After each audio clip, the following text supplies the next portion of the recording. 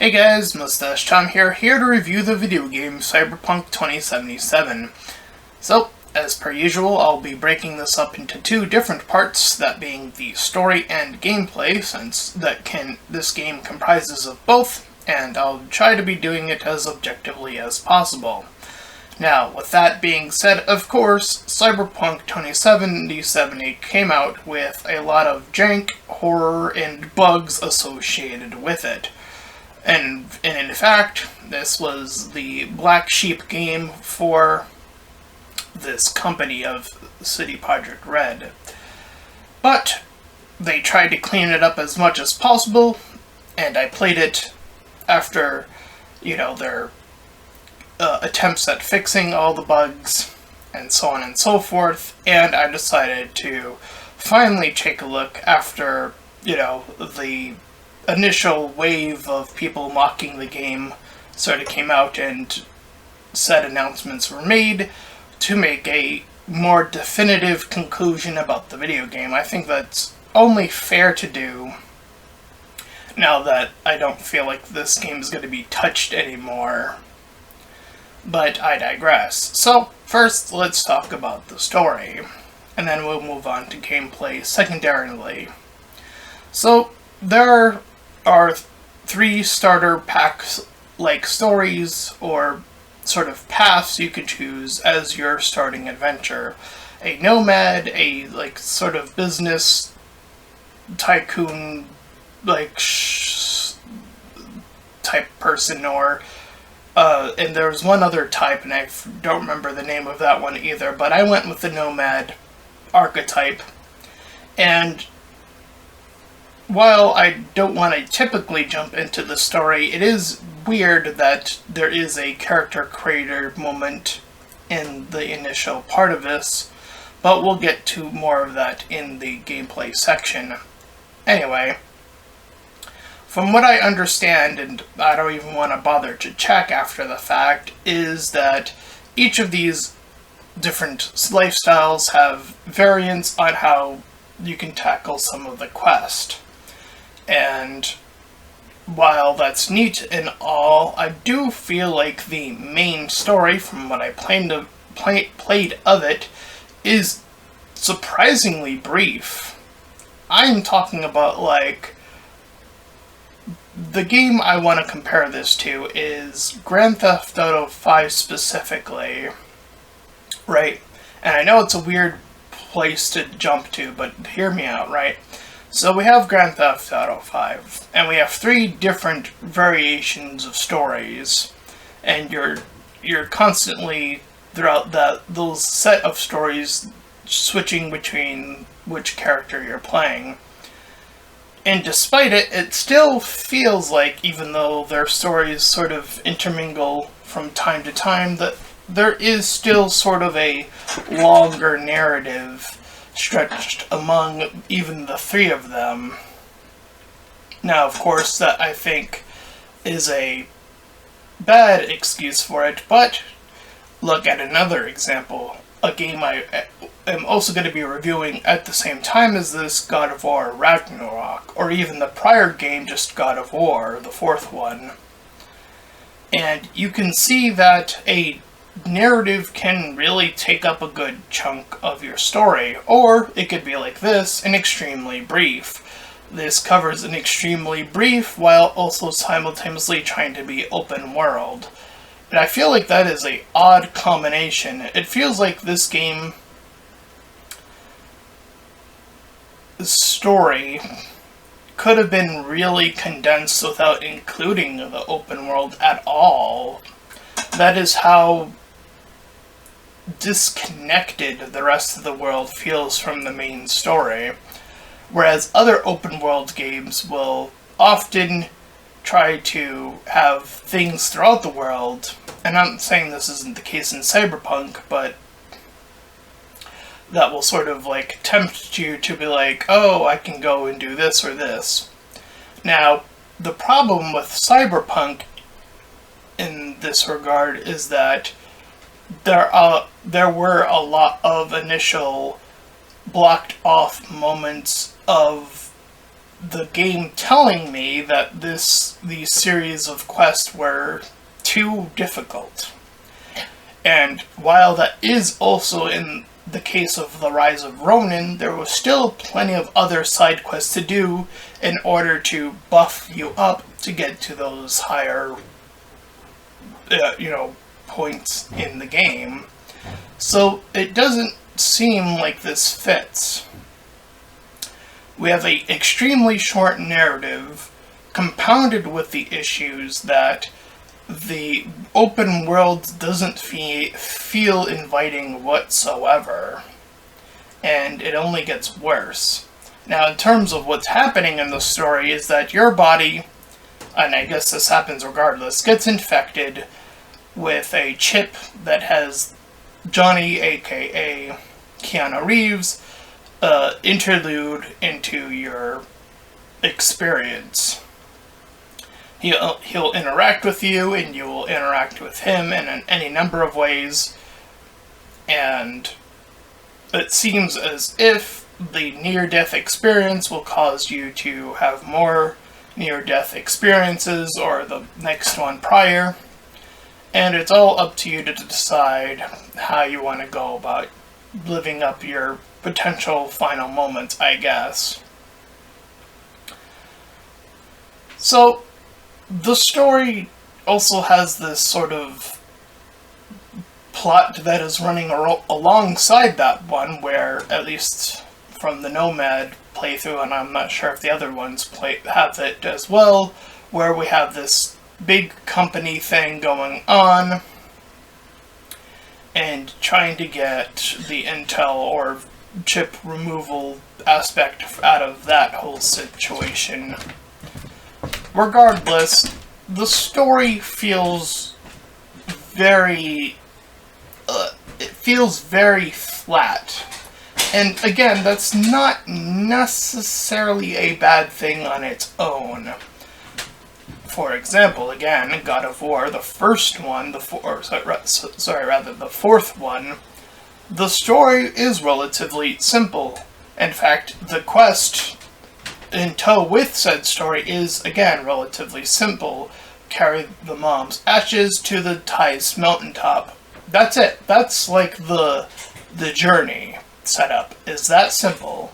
And yet, that game had such a fantastic story to tell despite its simple premise / setup. Here, we have a little bit more convoluted setup where you have this interacting person, but it doesn't feel like there are many options given to you, as many as I was expecting to have in a game like this.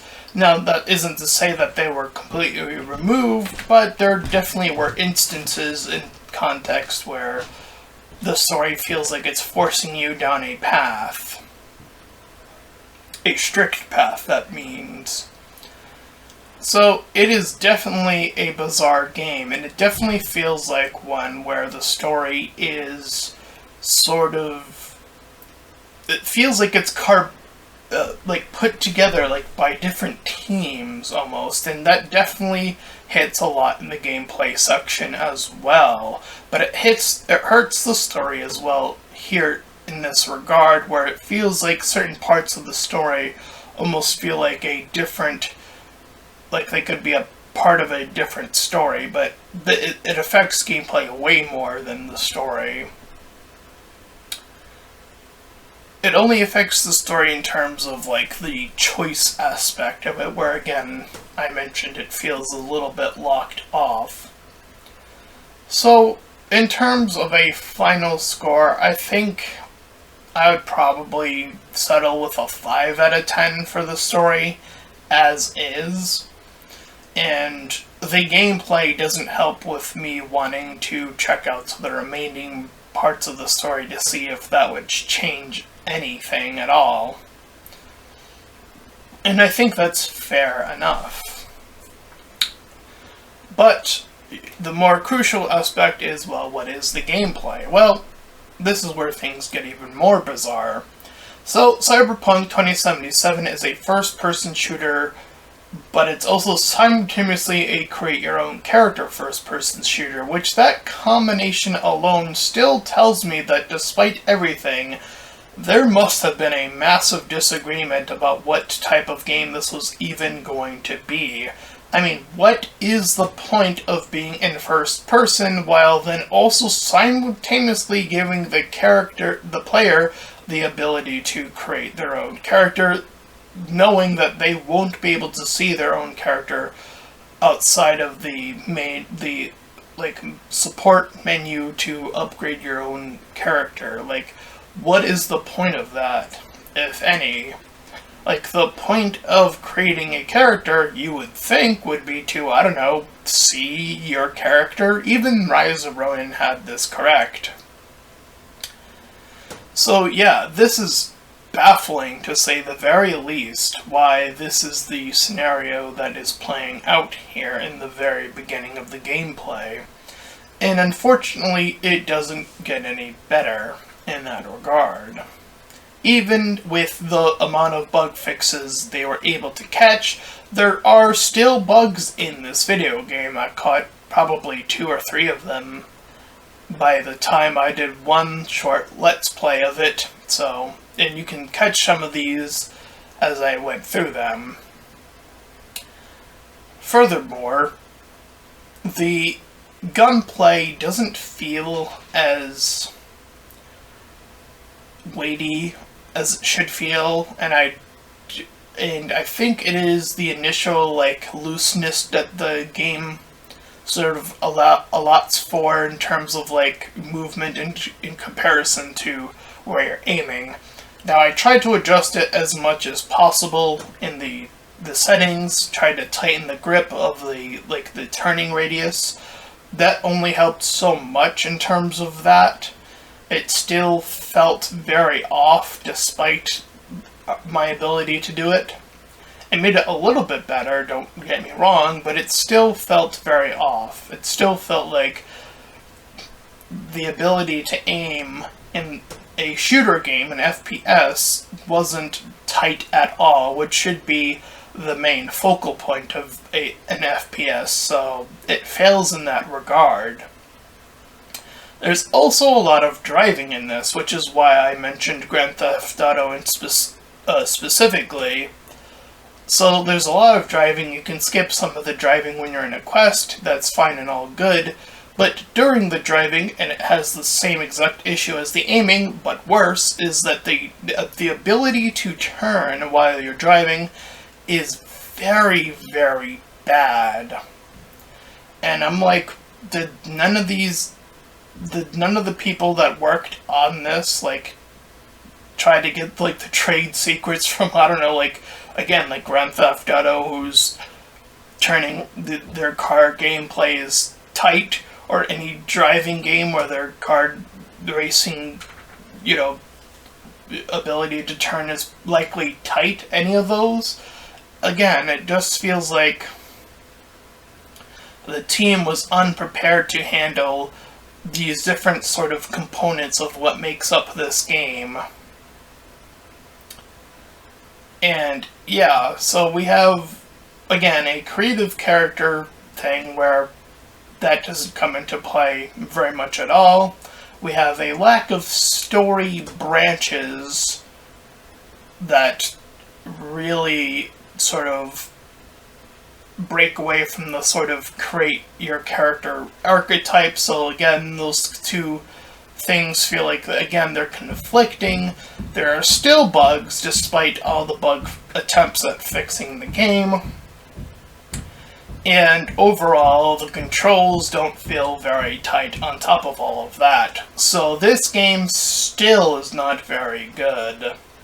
I would still not recommend it after all of this time.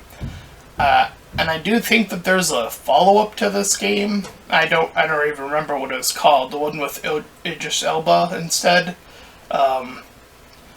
And I don't know, if they attempted to fix any of these issues or what, but I don't feel very compelled to figure that out after this experience, I guess. I mean, hey, if you want to PayPal me to play the game, then I'll do it. But, I mean, I have no self-interest in playing the game after this experience. This is very much, in terms of gameplay, like a 2 or 3 out of 10 at most.